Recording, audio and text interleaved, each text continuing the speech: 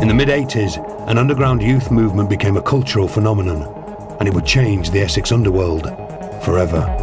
The 1980s was quite important, and drug use started to go mainstream, and ecstasy use really was the trigger for that. Ecstasy, the so-called love drug, also known as E, gave users energy.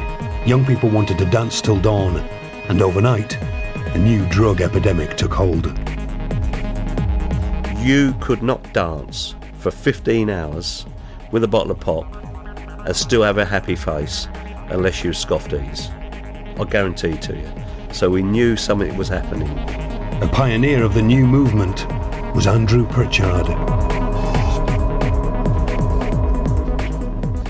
The rave scene came about in my very, very late teens, early 20s. A new music had emerged on the scene known as acid house, and a drug had emerged also called ecstasy. Pritchard began staging illegal parties which attracted thousands of people to warehouses and open spaces in London and Essex. He didn't pay for the premises, he just turned up, took over and charged admission. While he didn't provide the ecstasy, Pritchard knew his events depended on the drug. Without it, there wouldn't have been no parties, and the parties would have been very lame. As I say, if there wasn't a drug dealer in the venue, we'd have to go out and find one. Otherwise, the party would be dead. People wanted to party, and Pritchard made it happen. He mobilised legions of revellers to descend upon unsuspecting villages in their thousands. Under pressure from horrified communities, Thatcher's government needed to appear strong. The conservative media joined in the fight. National radio banned acid house music, and newspapers ran sensational headlines. The government tasked Ken Tappenden with the tough job of breaking up the party. The organisers were better than we were. I only wish I had them as my lieutenants, because they were brilliant. They could organise thousands of people in 2 hours to go from one spot to another. The military can't do that now. The police definitely couldn't do it. Broadcasting on pirate radio and using newly available mobile phones, Pritchard kept one step ahead of Tappenden's pay party unit. Essex was ideally situated for the raves. Drugs came in from the coast, and in the open fields and derelict buildings, Thatcher's generation partied. Pritchard's illegal events company, Genesis, was going from strength to strength. The admission would be between £10 and £20 a ticket. You could probably, out of a good event, maybe take 70 to 100 grand in a large warehouse. By the age of 22, Andrew Pritchard had made his first million. It was a MTV pop-style lifestyle. It was great. The cars, you know, the clothes, the jewellery, the women, you know, you had a great life. And, you know, every 21-year-old wants to do that. But you couldn't make this kind of profit without the underworld taking notice. And in the 1980s, armed robbers began to realise there were easier ways of making money than holding up banks. They knew that if they carried on armed robberies, they're going to get banged up. They're going to get shot on the plot. To avoid police marksmen, robbers looked for a softer target, and raves were easy pickings. You didn't see a bank robbery all the time you had acid parties. Never. You didn't have to. If they could go to half a dozen parties on a Friday, Saturday night and walk off with a couple of £100,000, as they did, easy money, isn't it? Pritchard was taking massive amounts of cash, kept not in vaults and safes, but bin liners and sports bags. Back then we were wide open, basically. We were vulnerable to all sorts of undesirables. So the choice we had to make was to get the right people to protect us and work with those people in order for our parties to succeed. The raves were illegal. Pritchard couldn't go to the police or legitimate security firms, so instead he looked for people with violent reputations. They weren't hard to find. West Ham United was the traditional football club of the East End.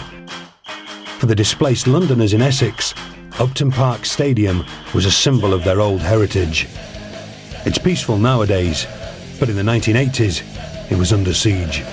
Every weekend, rival firms of football hooligans orchestrated violence on the terraces. With long-term hooligan Carlton Leach at its heart, West Ham's intercity firm, or ICF, were the most notorious. Football violence was nothing new, but the ICF were different. Embodying the spirit of the age, they were upwardly mobile and ambitious. They were once described as Thatcher's eagles. You want to be the best, don't you? We all want to be. You want to be tops in life, whatever it is. They were incredibly sharp and entrepreneurial, and they saw this as an opportunity. Rather than whacking other football fans at the weekend for nothing, they thought, well, if we're going to use muscle and we're going to use reputation, we might just as well get paid for it, which is what they did. The ICF soon evolved from football hooligans to security entrepreneurs, bouncers and doormen. In the decades that followed, some of them would help to bring violence and bloodshed to gangland Essex. But in 1988, rave organiser Andrew Pritchard simply wanted to protect his profits, and Leach was about to get a piece of the action. There was a rave thing called Genesis, and did we want to do the supply and security for it? £250 a night. What? Leach already had a part-time job as a doorman, but he'd never seen anything like the raves. Because we was used to sort of like 100, 200 people in a club. You get quite a lot of trouble when it comes down to drink. And then we're in a warehouse and there's like thousands of people queuing up, people coming in, and it was like just madness. The architects of the love drug culture were now in bed with men of violence. As far as Tappenden was concerned, Pritchard and his friends were in too deep. They weren't hard men. They were Jack the Lad. They'd been to Ibiza. They'd stripped down, not worn a shirt for 3 months, liked a bit of money, got with the girls, had a few drugs. They weren't villains, but they were mad to carry on with it, because when the gangsters got into it, you knew then that we were in big trouble. As profits soared, the ICF tried to take over and began to demand an ever-increasing share of the proceeds. We started off on wages and then they decided to give us a cut because it was getting so busy that we got a percentage of the door. In Leach's view, this wasn't extortion, simply an arrangement that worked for both parties. To bring us on board as a partner was quite a clever move by Andrew and the boys, because that made us part of it. So you're not going to destroy your own thing, you're not going to ruin your own thing, and you're now part of it. I think we was like quarter partners or something like that, it worked out, so whatever it was. But you're not going to mess up your own thing. There's a very fine line between security and extortion. It's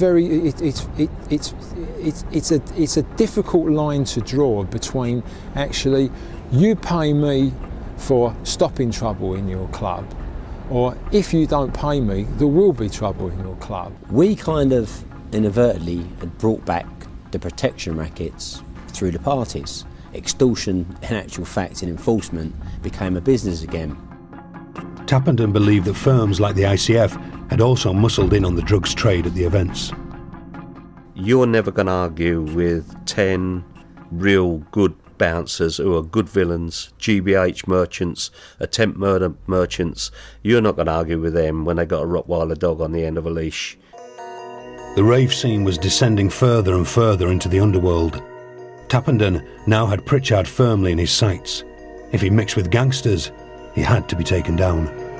They got the mad notion one day to set riot squads out for us. Now, when you got a riot squad of aggressive police who turn up in SPG vans with helmets and shields, you can have a big problem in your hands, because not only have you got maybe 12 or 15 strong doormen who are going to be your first port of entry who are going to try to stop you, you've got 4,000 or 5,000 people behind now who are also going to be extremely pissed off. In 3 violent months, the Pay Party unit made 265 arrests and recovered chilling proof that gangsters had infected the rave scene. To avoid the heat, Pritchard slipped quietly out of the country, but the Essex underworld had not seen the last of him.